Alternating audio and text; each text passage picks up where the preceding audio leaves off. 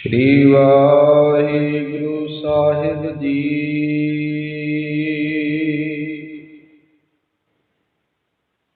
टोडी महला पंजवा।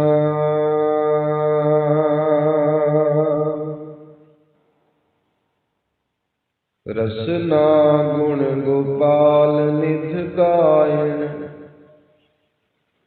शांत सहज रहस मन उपजियो। सगले दुख पलायन, रसना गुण गोपाल निध गायन। शांत सहज रहस मन उपजियो, सगले दुख पलायन। रहाओ जो मांगह सोई सोई पावह, सेव हर के चरण रसायन।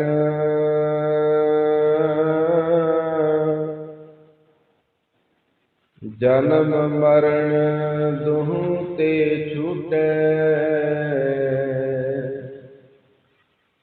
भव जल जगत तरायण।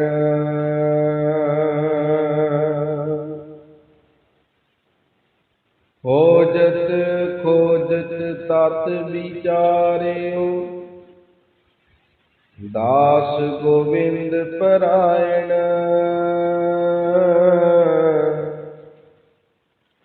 अविनाशी खेम चाहे जे नानक, सदा सिमर नारायण।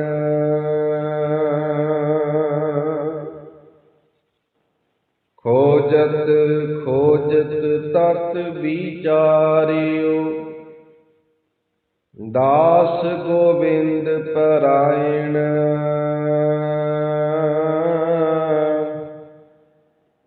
अविनाशी खेम चाहे जे नानक,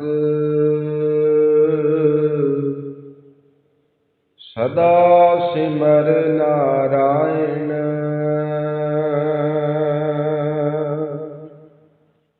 वाहिगुरु जी का खालसा, वाहिगुरु जी की फतेह।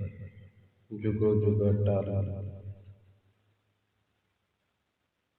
शबर शबर तखत मालक, सतगुरु गुरु ग्रंथ ਸਾਹਿਬ महाराज तिन्हां दी पावन पवित्र हजूरी अंदर सज बैठे गुरु प्यार वाले सत्संगी जनों मटभागे हो।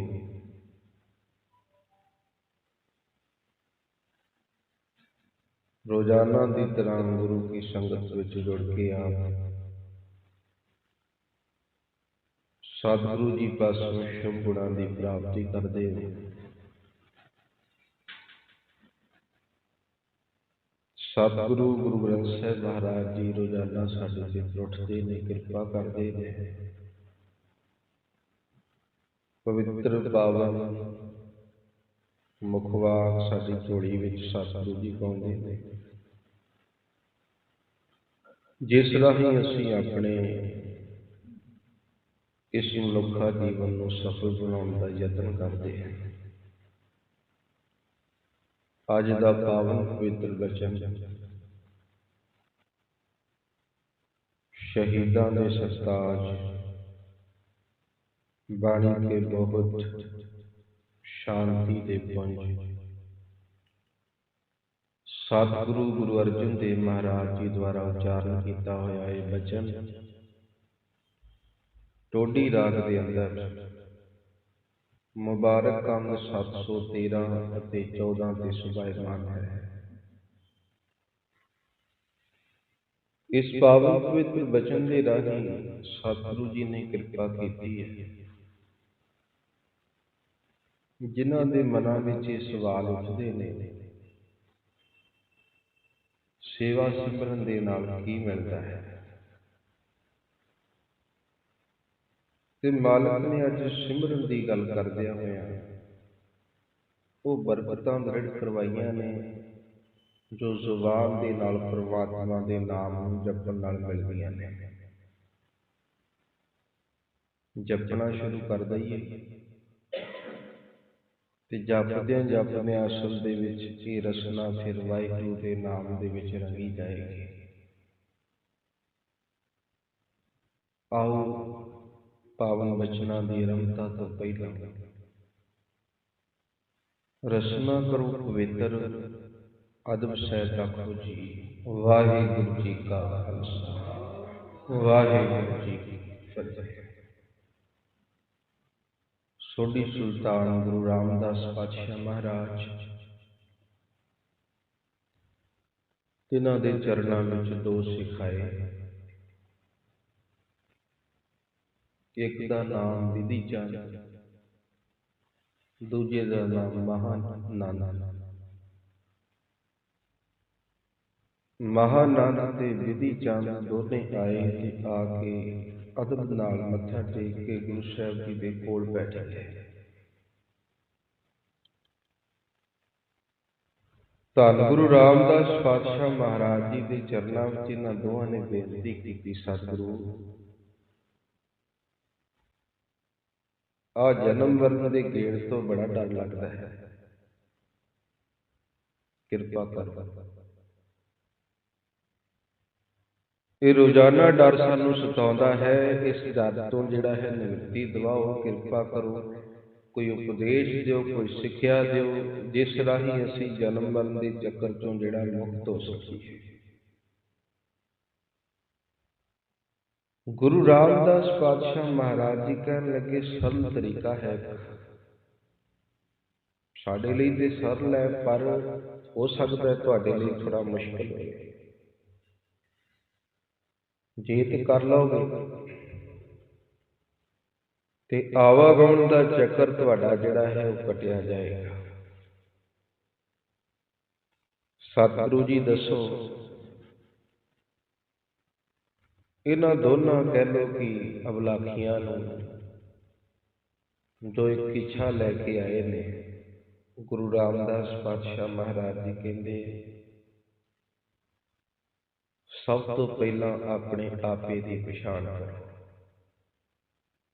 ਆਪੇ ਦੀ ਪਛਾਣ ਤੋਂ ਭਾਵ ਕੀ ਹੈ? ਇਕੱਲਿਆਂ ਬੈਠ ਕੇ, ਇਕਾਂਤ ਬੈਠ ਕੇ ਜਦੋਂ ਤੁਸੀਂ ਆਪਣੇ ਆਪ ਨੂੰ ਪੜਚੋਲੋਗੇ, ਉਹ ਆਪੇ ਦੀ ਪਛਾਣ ਹੁੰਦੀ ਹੈ। ਜਿੱਦਣ ਤੁਸੀਂ ਆਪਣੇ ਆਪ ਨੂੰ ਪੜਚੋਲਣਾ ਸ਼ੁਰੂ ਕਰ ਦਿੱਤਾ, ਦੂਜਾ ਸਵਾਲ ਫਿਰ ਤੁਸੀਂ ਆਪਣੇ ਅੰਦਰ ਇਹ ਲੈ ਕੇ ਆਉਣਾ ਹੈ, ਮਨੁੱਖਾ ਦੇਹੀ ਰੱਬ ਨੇ ਦਿੱਤੀ ਹੈ ਤੇ ਅੱਜ ਤੱਕ ਮੈਂ ਕੀਤਾ ਕੀ ਹੈ? ਕਿੰਨੇ ਕੁ ਸ਼ੁਭ ਗੁਣ ਕੀਤੇ ਨੇ, ਕਿੰਨੇ ਕੁ ਅਸ਼ੁਭ ਕੀਤੇ ਨੇ। ਇਹਨਾਂ ਦੀ ਪੜਚੋਲ ਜਿਹੜੀ ਹੈ ਉਹ ਅਸਲ ਦੇ ਵਿੱਚ ਕਰੋ। ਤੇ ਜਿੱਦਣ ਤੁਸੀਂ ਇਸ ਕੰਮ ਨੂੰ ਕਰਨ ਲੱਗ ਪਏ, ਇਹ ਵੀ ਇਕਾਂਤ ਵਿੱਚ ਕਹਿ ਲਓ ਕਿ ਤੁਸੀਂ ਆਪਣੇ ਆਪ ਨੂੰ ਪੜਚੋਲਣਾ ਹੈ। ਆਪਾਂ ਕਹਿ ਲਈਏ ਦੁਨੀਆ ਵਿੱਚ ਵਿਚਰਦਿਆਂ ਹੋਇਆਂ ਵੇਖ ਲਈਏ ਅਸੀਂ, ਨਹੀਂ। ਦੁਨੀਆ ਦਾ ਮਾਹੌਲ ਜਿਹੜਾ ਹੈ, ਰੰਗ ਤਮਾਸ਼ਾ, ਉਹਦੇ ਵਿੱਚ ਮਨ ਜਿਹੜਾ ਹੈ ਬੜਾ ਪ੍ਰਭਾਵਿਤ ਹੈ। ਇਹ ਨਹੀਂ ਕਿਸੇ ਦੀ ਸੁਣਦਾ, ਨੇ ਆਪਣੀ ਕਰਨੀ ਹੁੰਦੀ। ਇਸ ਕਰਕੇ ਸਭ ਤੋਂ ਵਧੀਆ ਤਰੀਕਾ ਗੁਰੂ ਰਾਮਦਾਸ ਪਾਤਸ਼ਾਹ ਜੀ ਕਹਿੰਦੇ, ਆਪਣੇ ਆਪ ਨੂੰ ਇੱਕ ਸੇਫ ਜਗ੍ਹਾ ਤੇ ਰੱਖੋ, ਕੁਝ ਸਮੇਂ ਲਈ ਆਪਣੇ ਆਪ ਨੂੰ ਵੇਖੋ।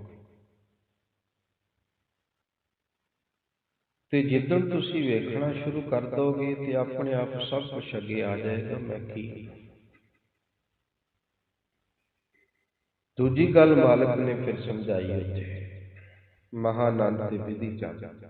ਵਿਧੀ ਚੰਦ ਹੋਰ ਹੈ, ਛੇਵੇਂ ਪਾਤਸ਼ਾਹ ਵੇਲੇ ਉਹ ਦੂਜੇ ਵਿਧੀ ਚੰਦ। ਗੁਰੂ ਰਾਮਦਾਸ ਪਾਤਸ਼ਾਹ ਮਹਾਰਾਜ ਜੀ ਕਹਿਣ ਲੱਗੇ, ਹੁਣ ਤੁਸੀਂ ਫਿਰ ਇਹ ਕਰਨਾ ਹੈ, ਆਪਣੇ ਸਰੂਪ ਨੂੰ ਜਿਹੜਾ ਹੈ ਨਾ ਪਛਾਣ ਕੇ, ਹਾਲਾਂਕਿ ਹਾਲੇ ਪਛਾਣਿਆ ਨਹੀਂ ਜਾ ਰਿਹਾ,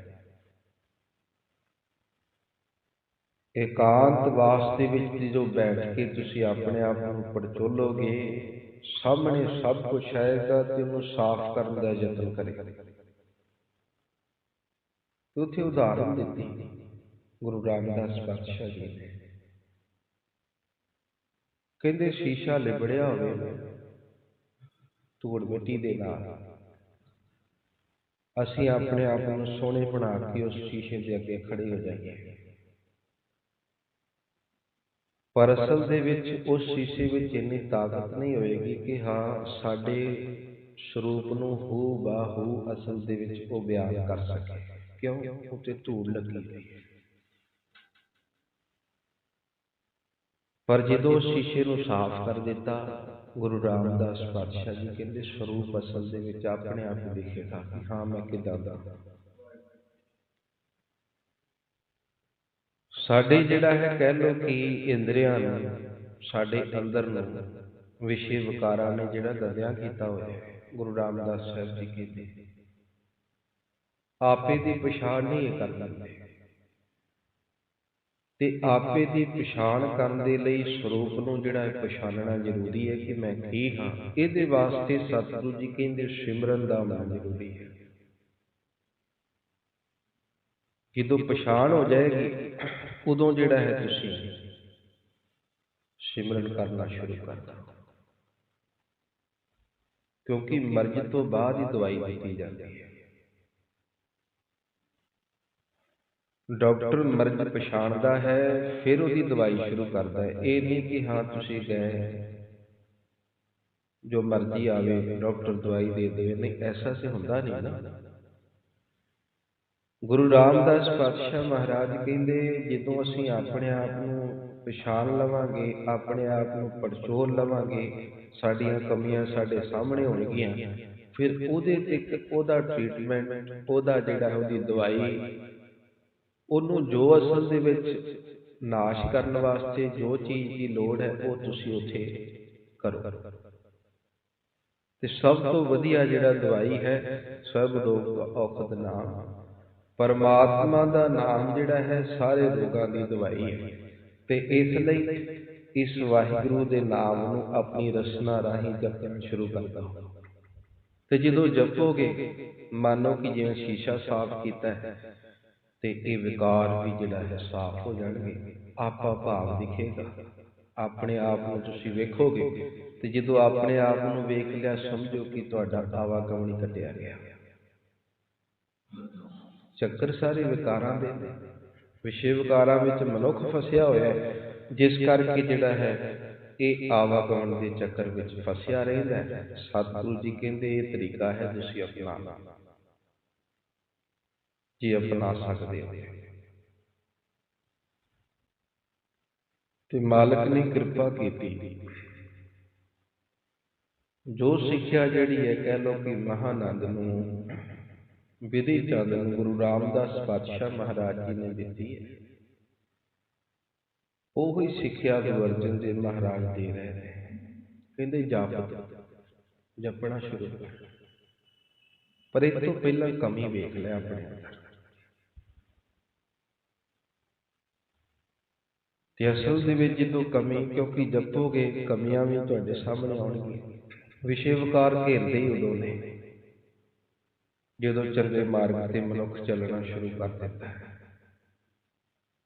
ਗੁਰੂ ਪੰਚਮ ਪਾਤਸ਼ਾਹ ਮਹਾਰਾਜ ਕਹਿੰਦੇ ਰਸਨਾ ਗੁਣ ਗੋਪਾਲ ਨਿਧ ਗਾਇਣ, ਜਿਹੜਾ ਸੁੱਖਾਂ ਦਾ ਖਜ਼ਾਨਾ ਹੈ, ਗੁਣਾਂ ਦਾ ਖਜ਼ਾਨਾ ਹੈ, ਅਕਾਲ ਪੁਰਖ ਵਾਹਿਗੁਰੂ, ਉਸ ਪ੍ਰਮਾਤਮਾ ਨੂੰ ਆਪਣੀ ਰਸਨਾ ਦੇ ਰਾਹੀਂ ਜਪਣਾ ਸ਼ੁਰੂ ਕਰ।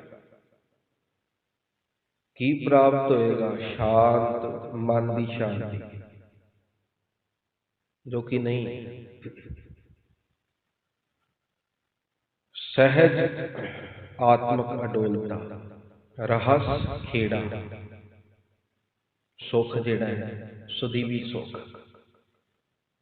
ਮਾਲਕ ਜੀ ਕਹਿੰਦੇ ਮਨ ਦੀ ਸ਼ਾਂਤੀ ਵੀ ਮਿਲੇਗੀ, ਆਤਮਕ ਅਡੋਲਤਾ ਵੀ ਮਿਲੇਗੀ, ਸੁਦੀਵੀ ਸੁੱਖ ਜਿਹੜਾ ਹੈ ਉਹ ਵੀ ਪ੍ਰਾਪਤ ਹੋਏਗਾ।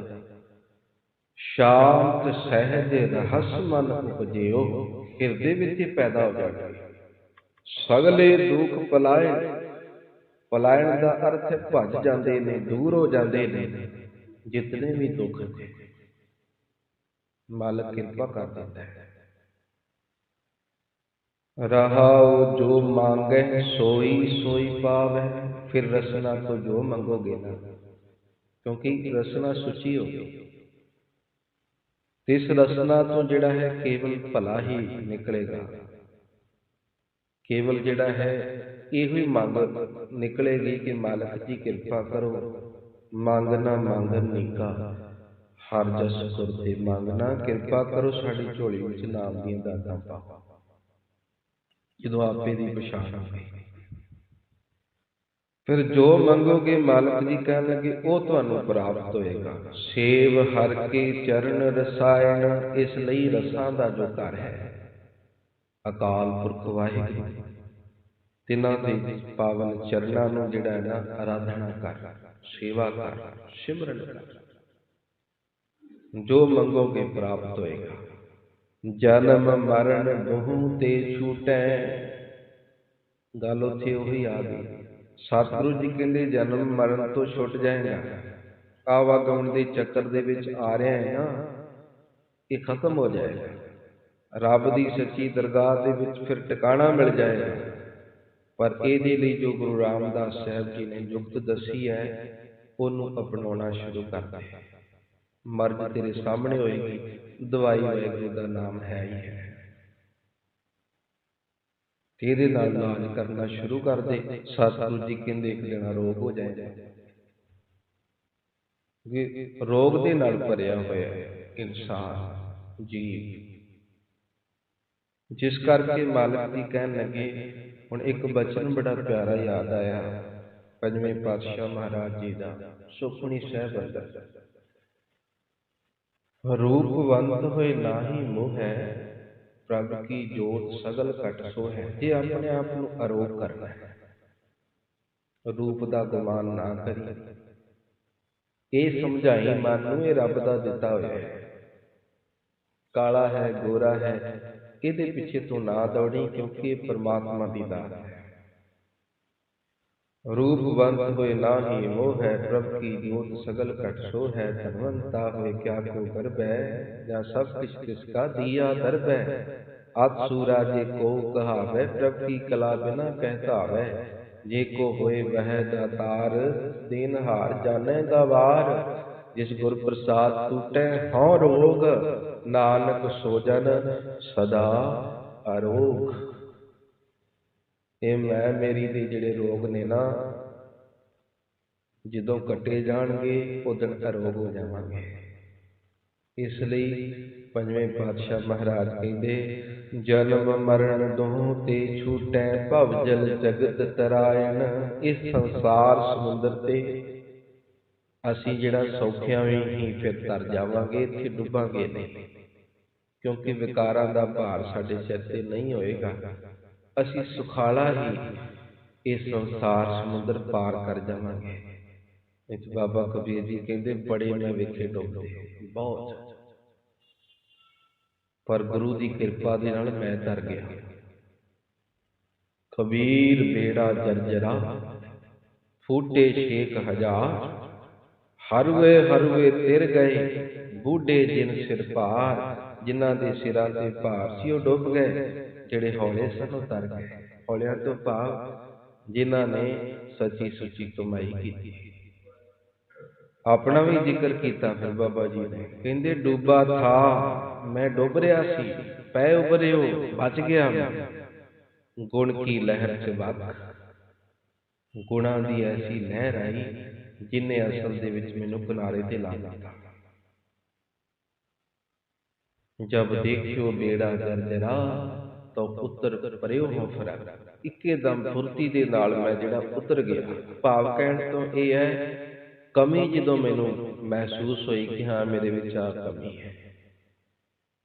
ਬੇੜੇ ਵਿੱਚ ਜਿਵੇਂ ਛੇਕ ਹੋ ਜਾਵੇ, ਪਤਾ ਲੱਗ ਜਾਵੇ ਤੇ ਸੰਭਲ ਜਾਂਦਾ ਇਨਸਾਨ, ਆਪਣੀ ਤਿਆਰੀ ਕਰਦਾ ਹੈ ਬਚਾਅ ਵਾਸਤੇ। ਬਾਬਾ ਕਬੀਰ ਜੀ ਕਹਿੰਦੇ ਮੈਨੂੰ ਮਹਿਸੂਸ ਹੋਇਆ ਕਿ ਕਮੀ ਹੈ, ਤੇ ਮੈਂ ਫਿਰ ਜਿਹੜਾ ਹੈ ਬਿਨਾਂ ਦੇਰੀ ਤੋਂ ਹੀ ਫੁਰਤੀ ਦੇ ਨਾਲ ਉਸ ਕਮੀ ਨੂੰ ਅਸਲ ਦੇ ਵਿੱਚ ਜਿਹੜਾ ਹੈ ਨਾ ਖਤਮ ਕਰਨ ਦਾ ਯਤਨ ਕੀਤਾ। ਸੋ ਮਾਲਕ ਕਹਿਣ ਲੱਗੇ ਭਵਜਲ ਤੋਂ ਤਰ ਜਾਏਗਾ, ਖੋਜਤ ਖੋਜਤ ਤਤ ਵਿਚਾਰਿਓ। ਅਸਲ ਨਿਚੋੜ ਜਿਹੜਾ ਹੈ ਲੱਭਦੇ ਇਹੋ ਹੀ ਲੱਭਾ ਹੈ, ਦਾਸ ਗੋਬਿੰਦ ਪਰਾਇਣ, ਰੱਬ ਦੇ ਪਿਆਰੇ, ਰੱਬ ਦੇ ਚਰਨਾਂ ਦਾ ਆਸਰਾ ਲੈਂਦੇ। ਅਖੀਰ ਵਿੱਚ ਮਾਲਕ ਕਹਿੰਦੇ ਅਬਿਨਾਸ਼ੀ ਖੇਮ ਚਾਹੇ ਜੇ ਨਾਨਕ। ਪੰਜਵੇਂ ਪਾਤਸ਼ਾਹ ਮਹਾਰਾਜ ਕਹਿੰਦੇ ਜੇ ਚਾਹੁੰਦਾ ਹੈ ਨਾ ਸਦੀਵੀ ਸੁੱਖ ਮੇਰੀ ਝੋਲੀ ਵਿੱਚ ਪੈ ਜਾਵੇ, ਅਬਿਨਾਸ਼ੀ ਨਾਸ਼ ਰਹਿਤ ਖੇਮ ਸੁੱਖ। ਜੇ ਨਾਸ਼ ਰਹਿਤ ਸੁਖ ਪ੍ਰਾਪਤ ਕਰਨਾ ਹੈ ਨਾ, ਸਦਾ ਸਿਮਰ ਨਾਰਾਇਣ, ਹਰ ਰੋਜ਼ ਉਸ ਪਰਮਾਤਮਾ ਨੂੰ ਸਿਮਰਿਆ ਕਰ, ਅੱਠੇ ਪੈਰ ਯਾਦ ਕਰਿਆ ਕਰ, ਉਹਦੀ ਭੈ ਭਾਵਨੀ ਵਿੱਚ ਚੱਲਿਆ ਕਰ। ਮਾਲਕ ਜੀ ਕਹਿਣ ਲੱਗੇ ਤੇਰਾ ਆਵਾਗਮਨ ਕੱਟਿਆ ਜਾਏਗਾ, ਮਨ ਵਿੱਚ ਸ਼ਾਂਤੀ, ਮਨ ਵਿੱਚ ਜਿਹੜਾ ਹੈ ਖੇੜਾ, ਹਿਰਦੇ ਵਿੱਚ ਆਤਮਿਕ ਅਡੋਲਤਾ ਆ ਜਾਏਗੀ ਜਦੋਂ ਅਸੀਂ ਰਸਨਾ ਰਾਹੀਂ ਜਪਣਾ ਸ਼ੁਰੂ ਕਰ ਦੇਵਾਂਗੇ। ਗੁਰੂ ਕਿਰਪਾ ਕਰੇ ਬਚਨ ਹਿਰਦਿਆਂ ਵਿੱਚ ਵਸਣ ਦੀ। ਬੇਅੰਤ ਭੁੱਲਾਂ ਦੀ ਖਿਮਾ। ਵਾਹਿਗੁਰੂ ਜੀ ਕਾ ਖਾਲਸਾ, ਵਾਹਿਗੁਰੂ ਜੀ ਕੀ ਫਤਿਹ।